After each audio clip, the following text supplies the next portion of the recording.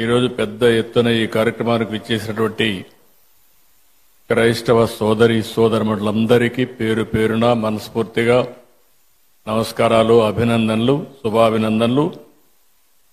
మీ అందరూ కూడా happy Christmas. ఈరోజు ఇక్కడుండే వాళ్లే కాకుండా ఆంధ్రప్రదేశ్ రాష్ట్రం, అటు తెలంగాణ రాష్ట్రం, భారతదేశం, ప్రపంచంలో ఉండే క్రిస్టియన్ సోదరి సోదరులందరికీ హ్యాపీ క్రిస్మస్. యేసు ప్రభు జన్మించిన రోజు మనం క్రిస్మస్ జరుపుకుంటున్నాం.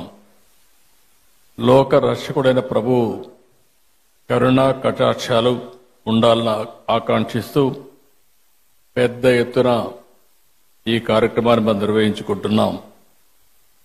ప్రేమ, కరుణ, సేవకు ప్రతీక క్రిస్టియానిటీ. నేను ఎన్నో సందర్భాల్లో చెప్పాను, ఎక్కడైనా ఒక మంచి హాస్పిటల్లో మెరుగైన సేవలు అందిస్తున్నారంటే ఇప్పుడు కాదు, స్వతంత్రం రాకమునప్పటి నుంచి కూడా ఒక మంచి కాలేజీ పెట్టి పేద పిల్లలకు మంచి చదువు ఇప్పించారంటే అది క్రిస్టియన్ ఇన్స్టిట్యూషన్సే పెద్ద ఎత్తున చేశాయి. దీనికి స్ఫూర్తి ఇచ్చింది కూడా యేసు ప్రభు ఇచ్చారు. పశువుల పాకలో పుట్టి గొర్రెల కాపరిగా పెరిగి నిరాడంబర చాటుకున్న ప్రజారక్షకుడు యేసు. నమ్మిన వారి కోసం బలిదానానికి సైతం వెనుకాడని క్రీస్తు గొప్పతనం ప్రతి ఒక్కరు కూడా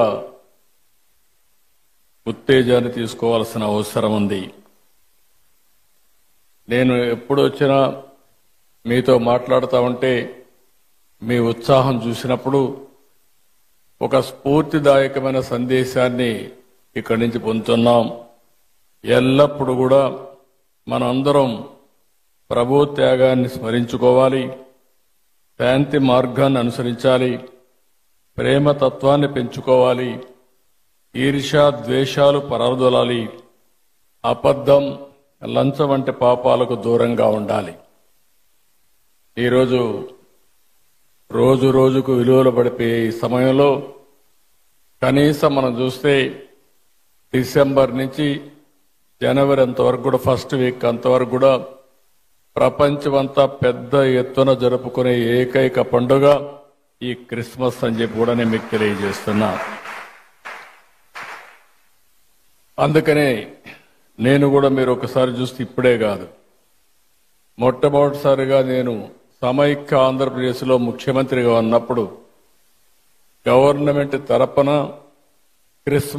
ప్రీ క్రిస్మస్ ఈవెంట్ జరపాలని ఆ రోజు ఒక హైదరాబాద్లోనే కాకుండా అన్ని జిల్లాల్లో కూడా కార్యక్రమాలు నిర్వహించిన పార్టీ తెలుగుదేశం.